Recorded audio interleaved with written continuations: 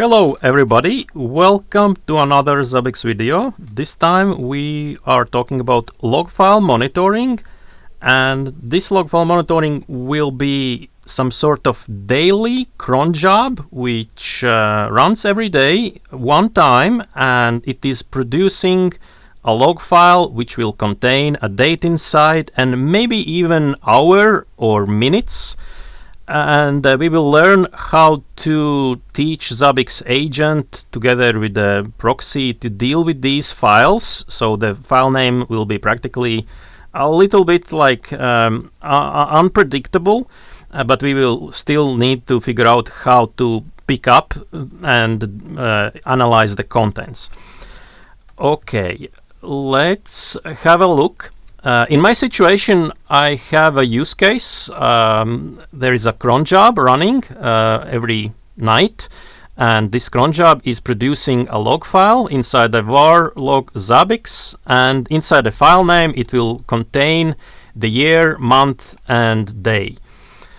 And now let's have a look also on the log files. Right now I'm sitting here inside the directory, and if we check the file names, then today is April 22 and the file name is 2025-04-22. So if we it's possible, but with the help of JavaScript, to figure out what day it is, what year it is, what month it is, and day.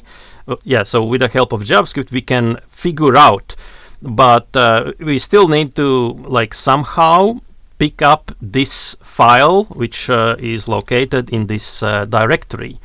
So how to do that? Inside the host level, let's have a proof of concept, and there is a built-in key dir.get, and the description of this key is interesting, like list of directory entries. And from my point of view, it does not sound like it is listing the files, but also entries. Maybe the file is considered as an entry. So this key is the key thing to succeed, and let's put here var log Zabbix, and the file name will be here, fetch var log Zabbix. Let's test this right away, and by clicking the test button, click the button.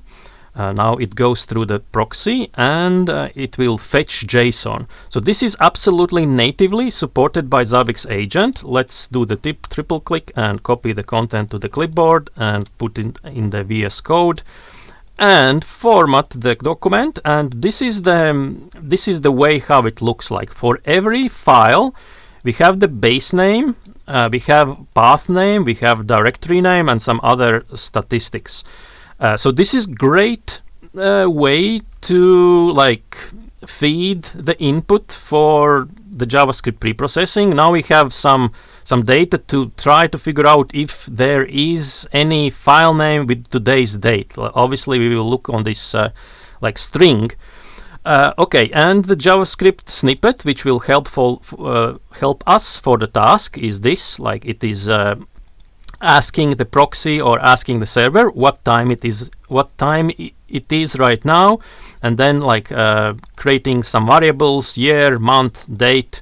And now line number 22, we are defining what is the pattern, how the file name actually should look like. And I'm hard coding in the JavaScript this file name, Zabbix _ part _ Postgres, and then the year underscore and so on. And this is really trying to match the pattern of this line. Will the base name will be the same as the pattern? Okay, and what happens at the end if it succeeds to find, this is the line where it it iterates through all of the elements in the JSON and looks for the pattern. In the very moment it finds, it will put the content inside this list output, and then at the end it will produce that JSON block in the output. The output will also be JSON. Let's test this if this is suitable. This is the simulation, and the pre-processing over here, paste, apply, test all steps, click get, and now we are fetching the data again, and this time it will also go through the pre-processing engine, use this JavaScript. And what's the output? The output is much shorter this time because it found the match, and if we put here the match and filter again, format document, it's like very minimal because today is this date, this is the result. Okay, what next? So this is a JSON, still JSON content, and I will put the tag today. I will put the update frequency like 6 seconds or something, and that is everything so far. And we can okay, add, and I can also do the calculation on the fly. If this thing match the pattern, I can create dependent item over here, create dependent item, and files matching today, this will be the file name, and so it's linked to the master item, it's linked to this content. And now there is an elegant way to count the length of the JSON, $length, th. And just to test if it is working, let's copy this block inside here, apply, test, and the answer is 0. Great. So this is already a win. We can design the trigger and add, and the trigger would be as simple as triggers, create trigger, add, and today, files matching today, and if it's bigger than 0, insert no files today, and job done. Okay, add. All right, we will see that. Okay, let's see actually. No files. This is the trigger. If I would rename this file, which will be the next use case, to the hours, like let's say the timestamp must. I mean the hours and minutes can be also inside the file name, and I will use the bash parser on the fly inside the single quotes plus percentage and capital H, I think, percentage capital M, so renaming 22 to a little bit different file name just before the rename. Like if we refresh the page, this trigger is in the problem state. Why it's in the problem state? If it because the trigger logic is not correct. It must look for 0, so no files today, and it should go away. Okay, it's going away, but after renaming the file, click.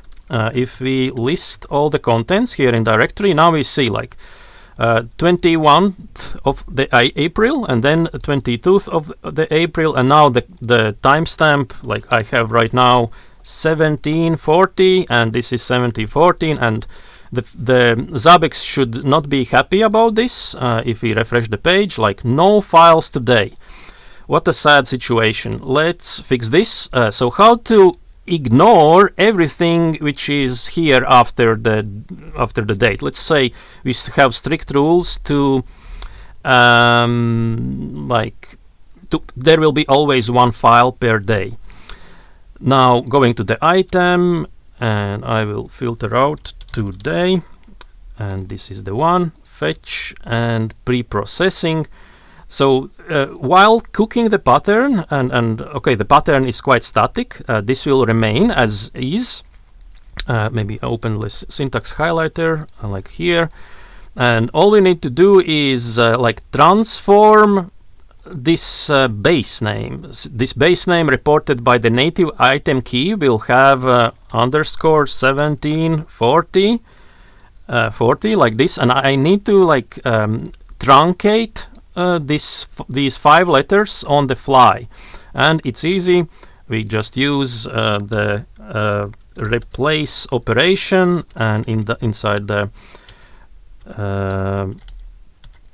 inside the regex pattern, we can tell, like, I want to look for 4 consequent digits, and they must be followed by dot.log, and if yes, then dot.log will be the replacement pattern. Okay, and it's practically like cutting those 5 letters away. The 5th letter is this underscore, 4 letters, and yeah, this should work, hopefully. Maybe I will use the cheat sheet here, like this is the correct pattern, which was tested before. Replace, paste. Aha! There was a mistake. $sign stands for the end of the line. Okay, let's publish this guy inside the UI, inside the pre-processing. Now we have a modified step which will practically ignore 5 letters from the file name. Apply, update, and okay, and where is my other file name, which was called, I think, today, like this, files matching today. This must be today, enter, today. Okay, now 2 files on board, and okay, it's fetching right now. The question is the trigger, the trigger should not be in the problem state anymore, because I just modified that pattern. Let's have a look. No files. Okay, and just if we rename it slightly, let's just try. I will add here B at the end. It should immediately fail because there is no 5 letters at the end. Apply, and it fails. So let's rename it back as it was before, like this. Okay, and it goes to the successful state. Okay, what if we want to monitor contents of this file? Let's say like head -30, and what's inside the file is like there is some output from the timescale DB, like we see the lines like is already compressed. Let's say if there is no such line, it's bad. So we would like to analyze this file, and we can analyze up to 16 megabytes with this with the native Zabbix agent. This the size of the file is 48 kilobytes, but we can pick up to 16 megabytes. That's a quite big file. Of course, we cannot store it in the database, but we can completely analyze it in full and do some detection. Let's do that right now. And we must fall back actually to the format. This was the base file name, which now is containing hour and minutes. But what I really care about is the path name, because it prints like the full path, and there is another native agent key to read the contents of this file. Let's do so and remember this path name, the variable. And now visiting the items and filtering out the items, these items. So this is the central item key, which is running JavaScript preprocessing. Let's click 3 dots, create discovery rule, and call it again today. And inside the LLD macro section, I will create the mapping $sign dot inside the square brackets, and inside the square brackets will be this variable. Click, and I will call it also. Let's copy this guy. Click, and it automatically create big letters. Okay, path file name, we will use this in a moment. Copy, add. So this is LLD rule. Let's visit discovery rules and search for today. And item prototypes, create. And this will be also passive item, 6 seconds. And key, and we have elegant key contents like this guy, and the first variable should be this. Oh, it's not capitalized anymore. Path name.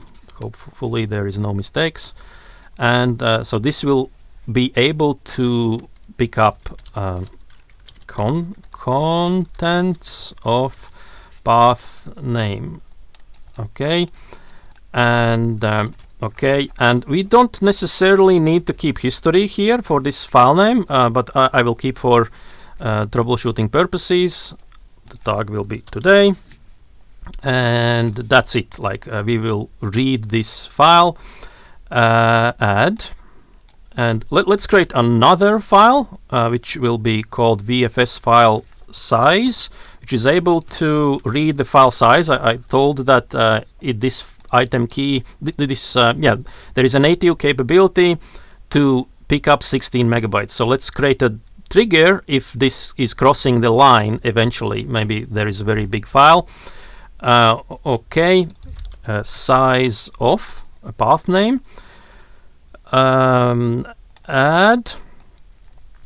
and did I not clone it? Oh my god. Clone contents, and this is the contents. Okay, tag add. Yes, I did not clone the trigger to detect if the file is crossing the line, and let's select the prototype, size of, and we would say like if it's bigger than 15 megabytes, it's a disaster. Last, and file size exceeds is bigger than 15 M. Okay, average, and I got shifted away about the main goal. We want to detect the pattern, contents of path name, and what we want to do here is create dependent item and like detect and in the square brackets like what we want to detect. I want to detect is already compressed, and for the entertainment purposes I will copy it here. Okay, detect is already compressed, and here it's simple, like regular expression without any grouping. If it finds this pattern, then report number 1. Like I'm not reporting group number 1, I'm reporting number 1. If it fails finding this pattern, then report number 0, and that's awesome. And here copy, and that's it. Today add. That's one item, and let's detect another pattern for a second. Clone detect detect everything is okay, like this, and I will put over here like everything is okay. Like this string does not exist in that file. I think so. Add. Okay, and the final triggers is let's copy this one, trigger prototype, and select the ones detect everything is okay, and if it is if it's 1, then if it's 1, then it's detecting the pattern. If it's 0, it does not find. Okay, not everything is okay. Click, add. That's one trigger, and the other pattern is already compressed. Click, adding the items already compressed. If it is if it's 0, then, or if it's not 0,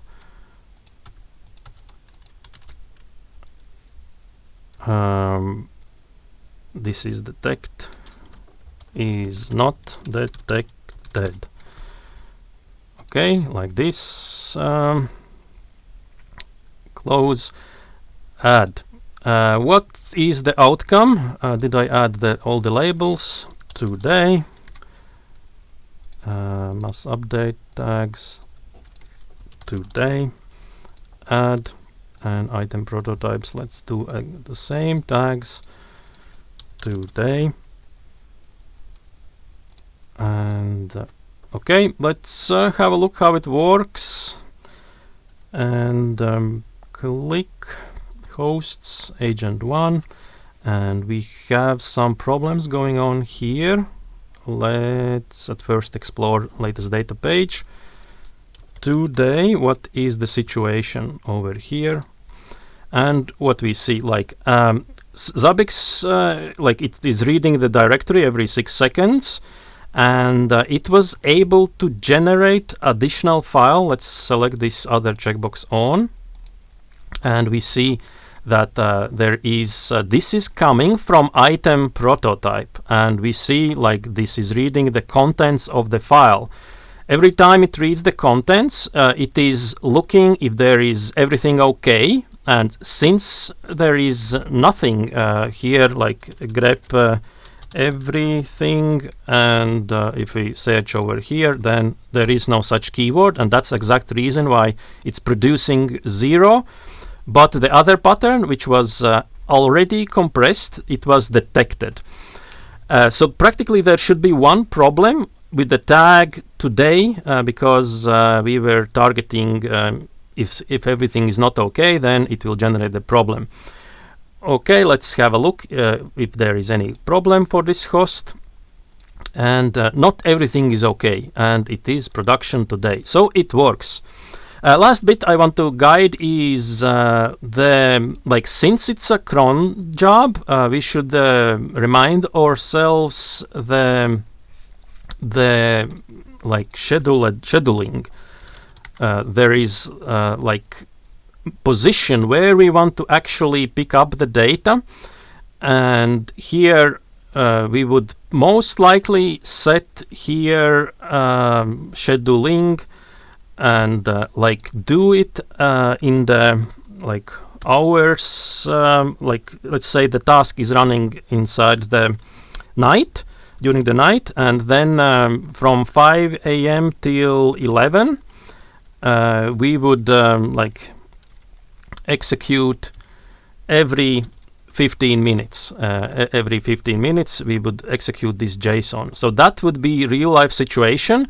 So during the normal day hours after the lunch, it will not execute. Let's update if it's not crashing. And yes, it is working. So this is fine. And maybe this same scheduling should be also produced for that prototype item. Let's visit discovery rules. And today item prototype, and the central item is content. Let's do the bulk select again, must update, and we have update interval 0 scheduling, and here maybe let's wait for 6 a.m. in the morning, and then only once per hour when there is 19th minute past the current hour, then it will execute once. Update, and voila, like now the item is very strictly scheduled to execute in a very particular time frame. Okay, that is everything for this video. The template used in this video is inside the video description. If you find this video helpful, useful, give it a thumbs up, and thanks for watching.